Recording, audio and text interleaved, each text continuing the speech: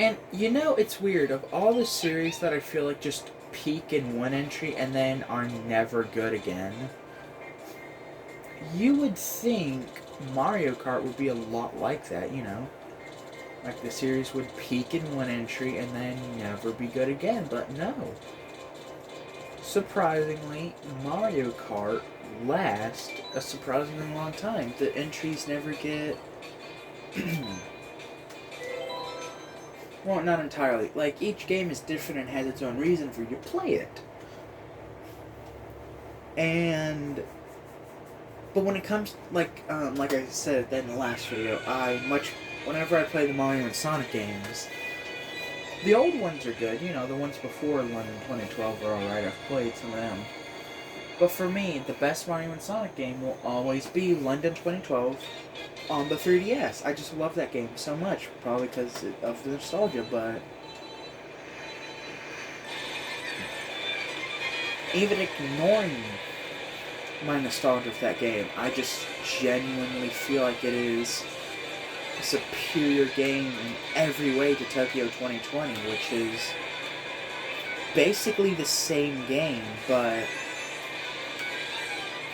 nowhere near as fun. And now that I think about it, I don't even think London 2012 has dream events on the 3DS at least. I know in 2014 Winter Olympics, that was like my favorite part of that game, just playing through all the millions and millions, or not the millions, but millions of, every time I played that game it was the dream events.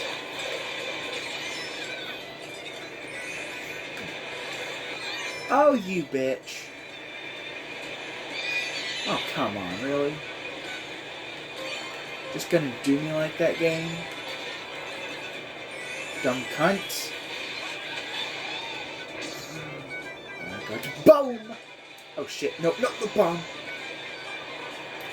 Well, I couldn't ruin anyone's day, could I?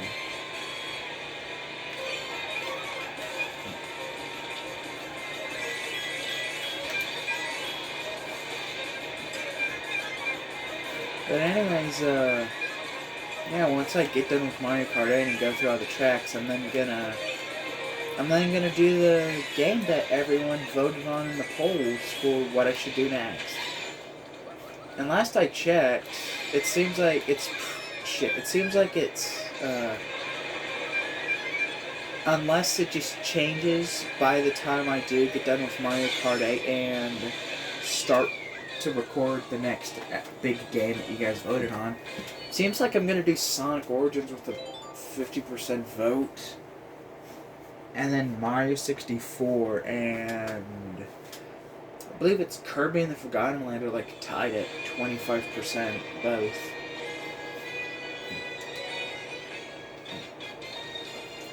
Man, okay, I swear, some of the best tracks in, or if I were to take all the retro tracks from this game and like line them up, you know, in like a ranking list, or to put them in a tier list or something like that, I swear, all of the GBA tracks would be like a bunch right next to each other. Just because I feel like these are genuinely that good of tracks.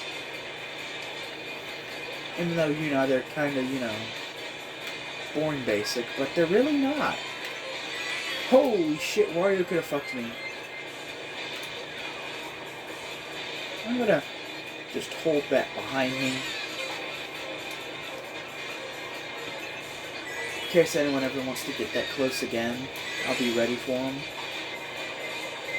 Oh, of course a blue shell comes.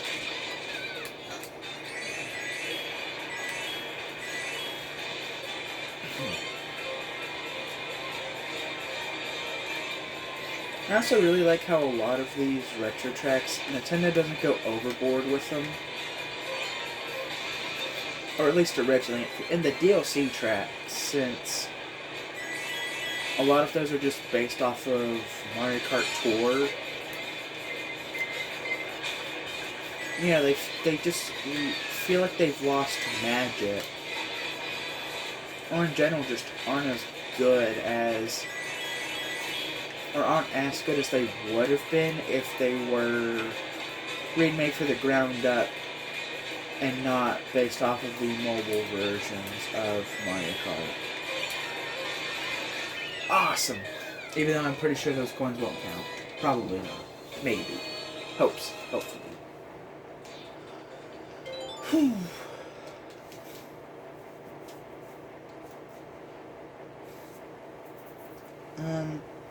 Trying to think of other game series that are a lot like that.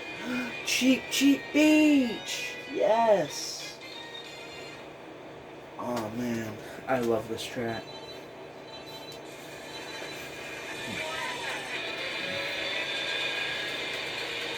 So, one thing that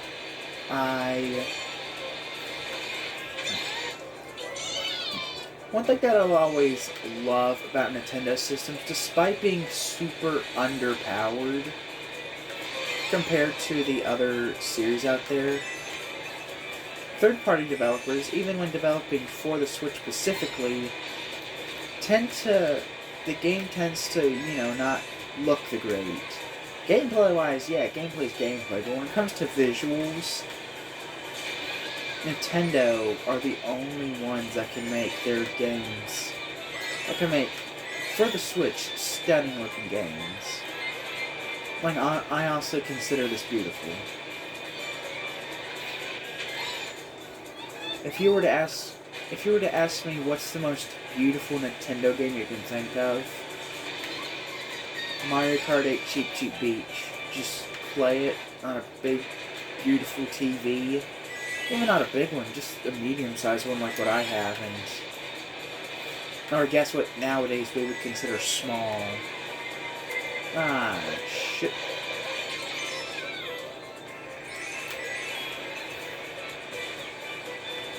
Like, I don't know why, just to me, I feel like Nintendo makes their games, at least, are really beautiful a lot of the times. And if a game is either multi-platform or developed by a third party, even with the intent of only being a Switch game, from the start developed on Switch, even nowadays with a lot of developers having good experience on it, I just don't think it's going to look that good. Or it won't. Or then if you compare the Switch version to then anything Nintendo made, visually Nintendo's game will always look better. Again, they really know how to take their simplistic software and really apply it to something.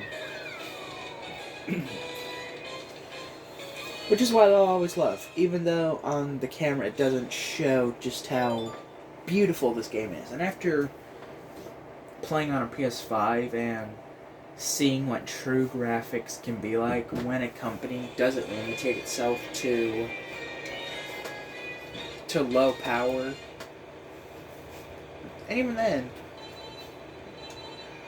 sometimes Nintendo can make tracks that feels like less is more.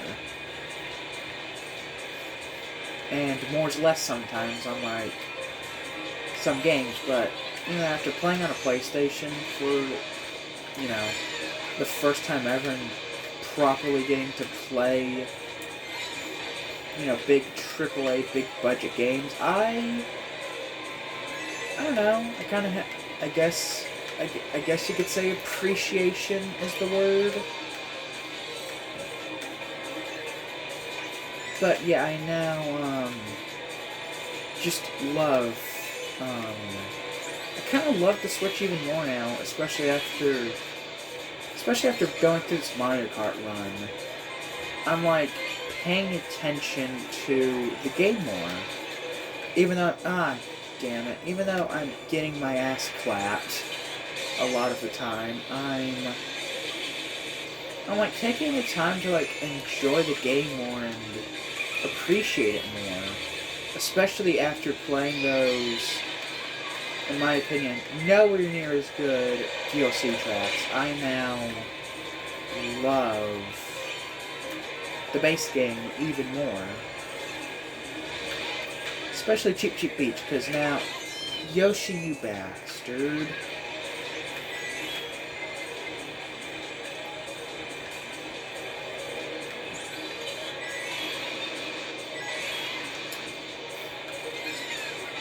For the longest time, Toad's Turnpike was like my favorite battle mode track in Mario Kart 8.